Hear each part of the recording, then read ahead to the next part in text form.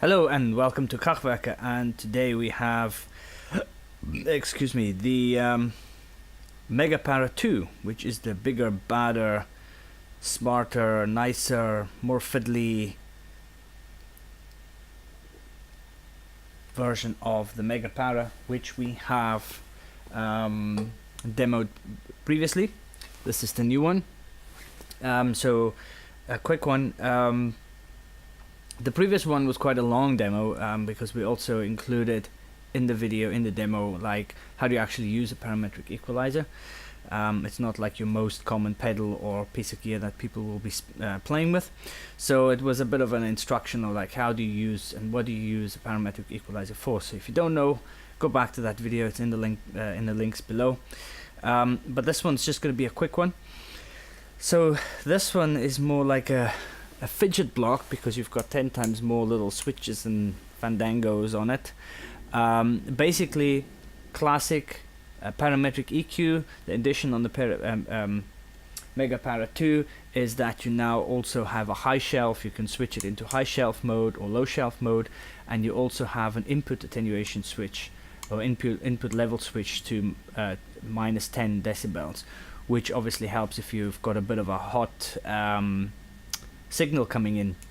The LED once switched on obviously shows that the pedal is on, but it also shows any clipping.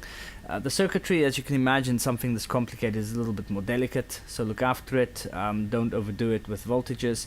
Only use 9 volt, only use good power supplies, and you should have a good pedal for a very long time.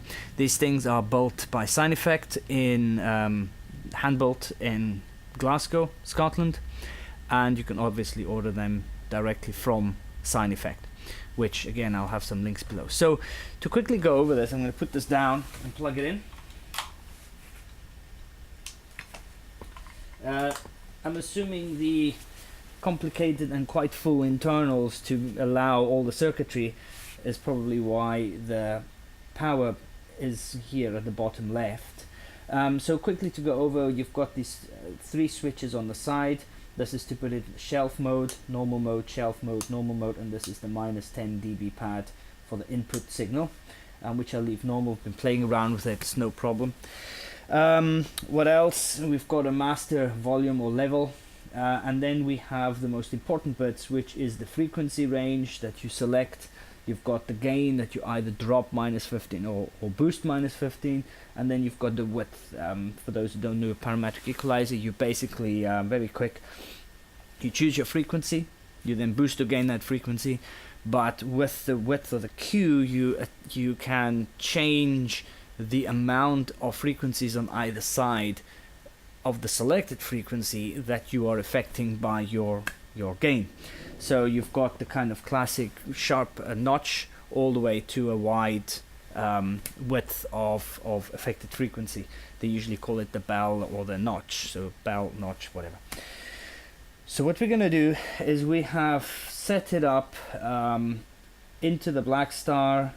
We'll use the high gain, and it goes straight into the MegaPara. So we are basically EQing the pedals. Whatever comes out of the pedals, we are affecting with the MegaPara2, and that runs straight into a clean amp. So in order to try and demonstrate what the pedal does and how it does it is basically I'm going to make the worst case scenario, and we're going to try and clean it up. We are using the Black Star, which has an ISF which ranges from the boogie style sound all the way to the classic Marshall sound, and we're going to put it this side because I want to get that really high fizz on the high end and that too much low end flutter that we get on the other end, and then try and fix it with this thing. So obviously you can also get some hum out if you know exactly the frequencies, or you can set your bell quite narrow, drop the gain, and then sweep through the frequencies here to try and find whatever hum or buzz or whatever you've got and see if you can get rid of it. That's one way to use the parametric equalizer. You can also boost or gain certain signals, maybe if you want you know, a bit of a Vox sound or whatever, and you want to push some mid-ranges, you can do that too. And you can do that quite surgically, so it's not just, oh, here's a mid-range bump, or here's a high-end bump, or here's a low-end bump. You can actually be a little bit more surgical, because you choose exactly the frequencies, the affected range, and how much you want to plus or minus it. The frequency range runs from 25 to 400 on the low, then on the mid-range from about 150 to 2.5k, and then on the high 1k to 16k. So you really have a good scope, and you'll notice that the ranges overlap one another, so they also affect each other a little bit. How you set the one will affect the next one, the next range a little bit as well. But nothing to do but get the amp on and see how it goes. So this is the clean sound.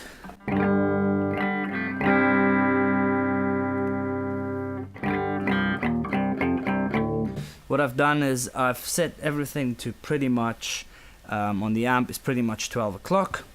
The Black Star is really high on the bass, and really high on the treble.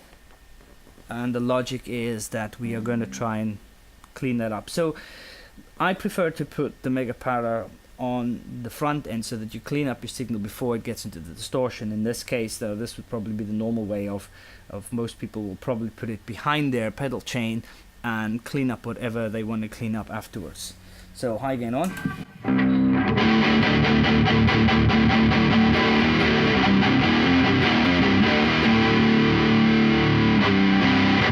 So now we'll engage.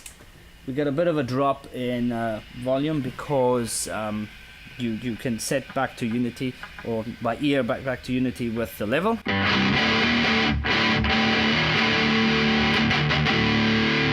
So that is now unaffected here, because everything is at 12 o'clock. So now we can make some decisions. Maybe we want to take out some of the high end, some of the fizz. So what we'll do is we'll do a fairly low notch, and we'll drop that. You can already hear the hissing going out, because we're dropping a lot of the high end. The high end is set here to 6k. We can probably put that a bit higher, so we don't lose too much of the top end.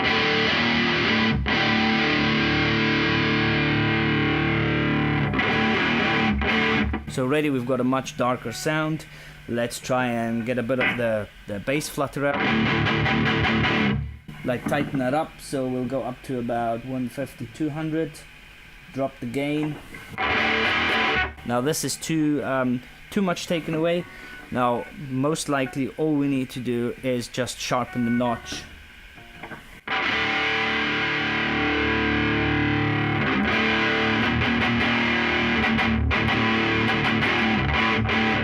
So there we are. We've already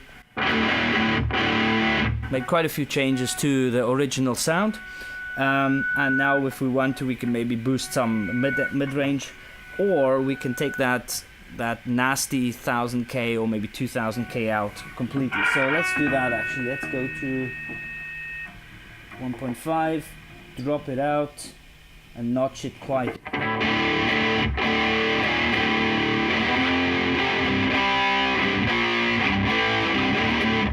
So what we've got from, that's quite a nice full sound. So basically what we've done now is just make it a little bit more articulated.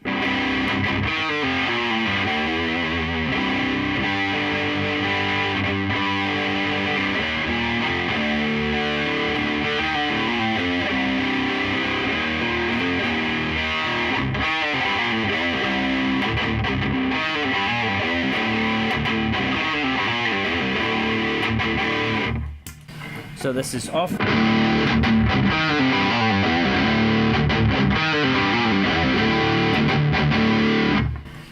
So I've just noticed that maybe we want to get some of that bottom end back. So let's just get that back.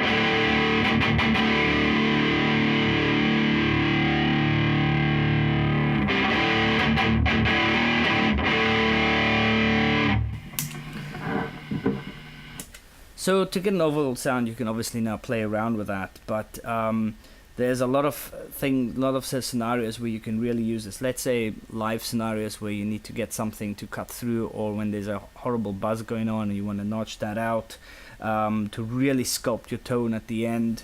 The one thing that we can quickly still show is also, so you can quite effectively manage your bottom and your low end, obviously, with just using the notches and the gain, and choosing your frequency. But the addition to this MegaPara2 is obviously the shelving, the high shelf and the low shelf. So when you choose to switch on your high and low shelf, you effectively disable your width, but you still have your frequency range.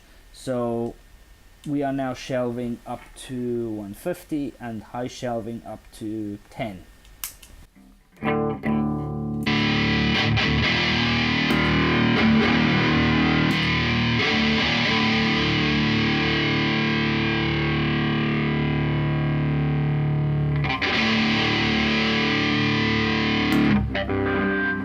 So there's a drop in volume, because obviously all the EQ effects, especially turning a lot of gain down, will obviously drop your volume, and that's why you've got your level at the end. So theoretically,